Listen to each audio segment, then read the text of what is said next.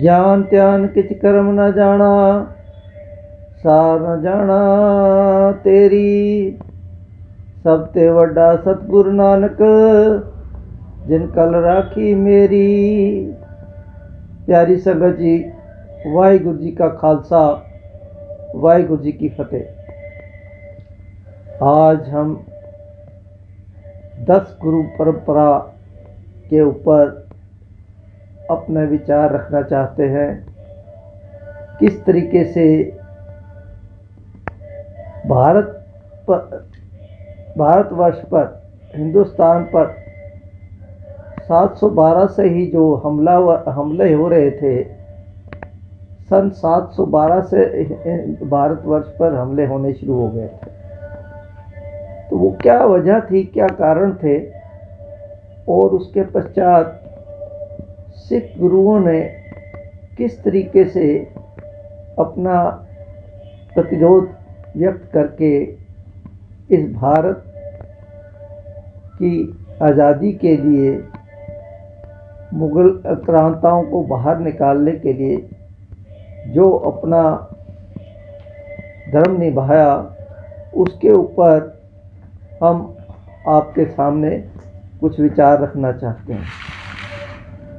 भारत का इतिहास इस बात का गवाह है कि यह देश अपने देशवासियों की अनैतिकता, चरित्रहीनता, आपसी फूट और खुदगर्जी के कारण 2000 सालों से कभी शंकों और हूनों का, कभी गोरियों और गजनियों का, कभी खिलजियों और तुगलकों का, कभी फ्रांसीसियों का, कभी लोधियों का और मुगलों का, कहीं पुर्तगालियों का गुलाम होता आ रहा था।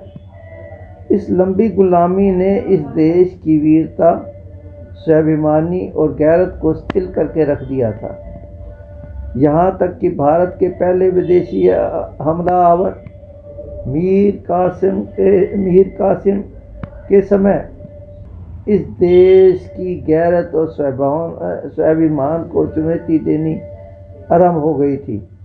इस देश के हिंदू तीर्थ स्थानों, धर्म स्थानों की बेदबी की जाने लगी। पूज्य माँ भारती, महापुरुषों और भगवानों की मूर्तियों को तोड़कर, पैर मारकर अपमानित किया जा रहा था।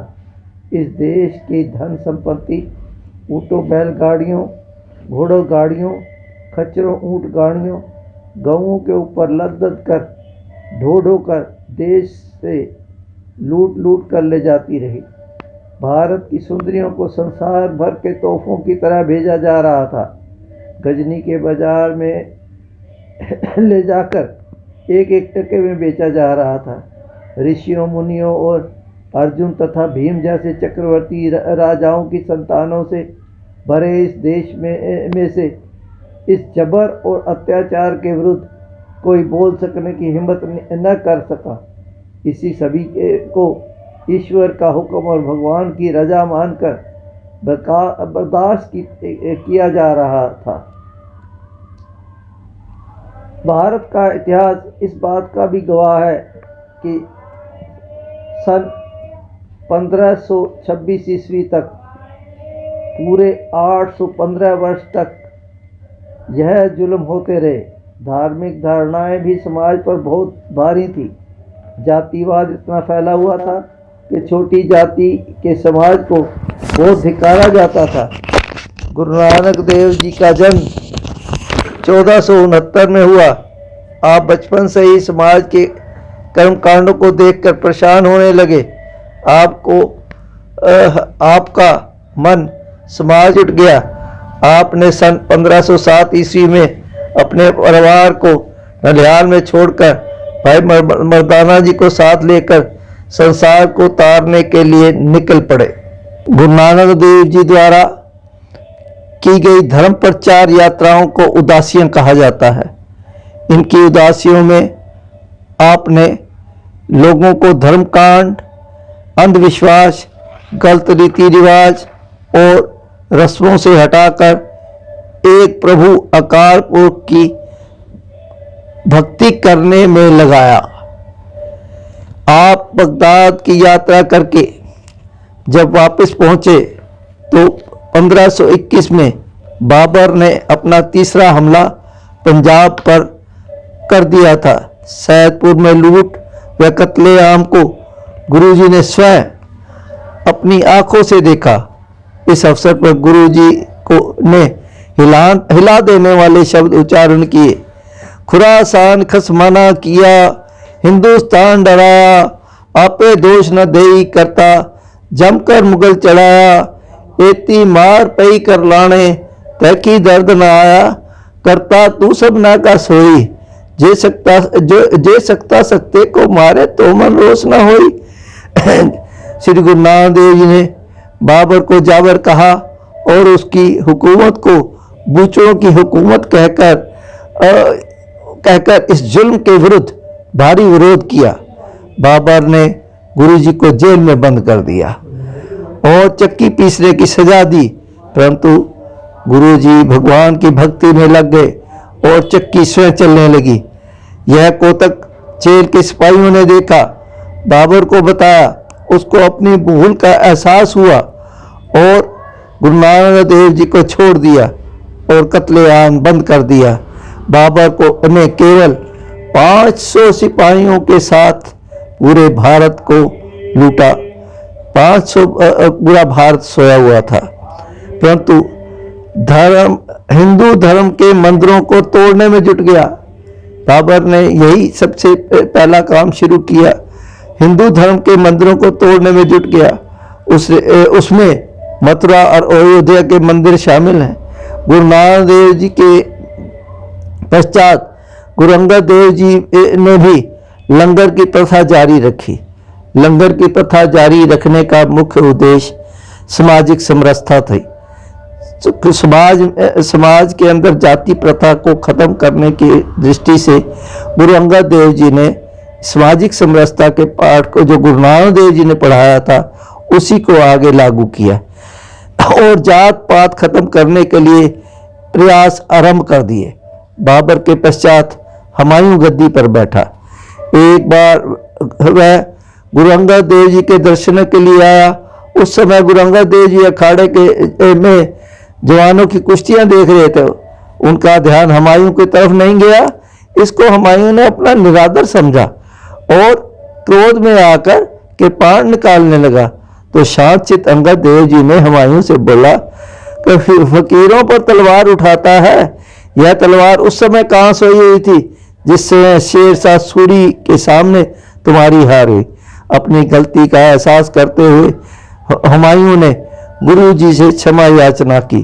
गुरु अंगद देव जी ने हुमायूं को सच्चाई और धर्म और न्याय पर चलने का उपदेश दिया। गुरु अंगद देव जी के ज्योति जात सुभाने के पश्चात गुरु अमरदास जी गुरियाई गद्दी पर बैठे और लंगर की प्रथा को जारी रखने के साथ साथ जात पात तथा सती प्रथा का डटकर विरोध किया। विधवा नारियों को पुनः विवाह करने के लिए उत्साहित किया और सामाजिक समरसता के लिए एक बाहुली बनवाई। उसके पश्चात गुरु अमरदास जी के ज्योति ज्योत समाने के पश्चात गुरु रामदास जी को गुरियाई गद्दी पर बैठे और उन्होंने सरोवर का काम शुरू किया। सरोवर का काम पूरा करने से पहले ही गुरु रामदास जी ज्योति ज्योत समा गए और गुरु अर्जन देव जी ने हरमंदिर साहब का सारा कार्य पूरा करवाया। अकबर के राज के समय हिंदुस्तान में 14 सूफियों के अखाड़े थे जो इस्लाम के प्रचार में लगे हुए थे। इनमें से बहुत से अखाड़े इस्लाम को प्यार और दलील के साथ प्रचार करने के हक में थे, जैसे कि चिश्ती और सोहरावर्दी। इनमें से नक्शबंदी अखाड़ा था जो कि राजनीतिक ताकत द्वारा धर्म का प्रचार करके मुसलमानों का विनाश करने में, गैर मुसलमानों का विनाश करने में लगा हुआ था। और मृत्यु के पश्चात जैसे ही जहांगीर ने राज्य संभाला तो यह अखाड़ा बहुत क्रियाशील हो गया। इसी में 5वें गुरु अर्जन देव जी को शहादत देनी पड़ी। गुरु अर्जन देव जी की शहीदी के पश्चात गुरु हरगोबिंद जी ने गद्दी संभाली और मीरी पीढ़ी की शुरुआत की।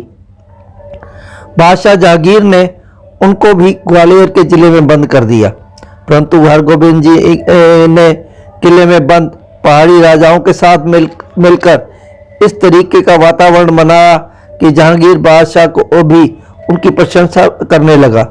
उसने गुरु हरगोबिंद जी को किला छोड़ने के लिए कह दिया, परंतु यह बात जब किले के अंदर पहाड़ी राजाओं जहांगीर को कहा कि ये सारे लोग मेरे साथ किला छोड़ेंगे। इस तरह गुरुजी ने 52 राजाओं को जहांगीर के चंगुल से छुड़वा लिया।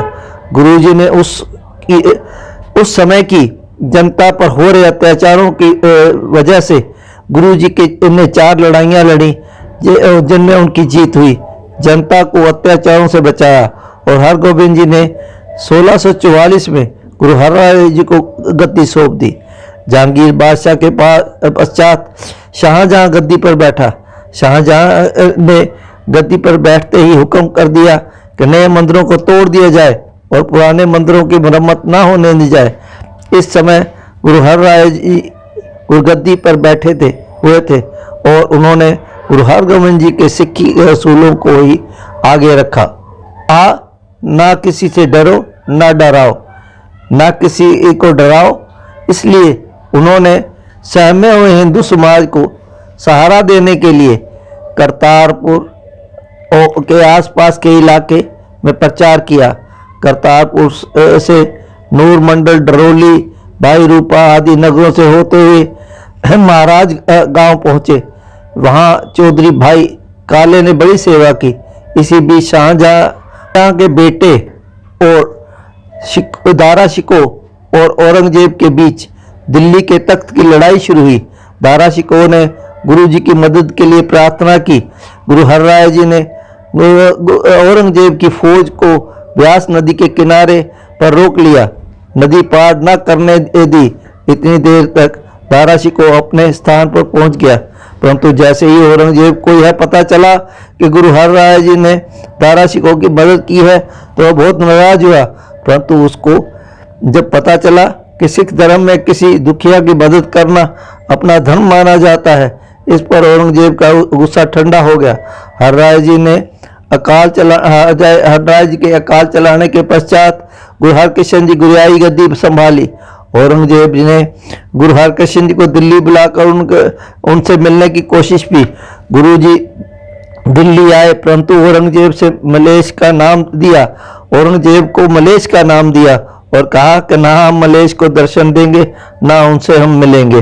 औरंगजेब को यह महसूस हुआ कि यह वही गुरु नानक देव जी की गद्दी है, इसलिए और इसके मन में कोई भय नहीं है। गुरु जी का कार्यकाल बहुत छोटा रहा और 30 मार्च 1664 को दिल्ली में ज्योति ज्योत समा गए। ये यहाँ तक मैं आपको गुरु हरकृष्ण जी तक ही आपको इस वीडियो में मैंने जिक्र किया है। इससे आगे गुरु तेग बहादुर जी, गुरु गोबिंद सिंह जी के लिए आपको नई वीडियो में आपको हम अपने विचार रखेंगे। वाहिगुरु जी का खालसा, वाहिगुरु जी की फतेह।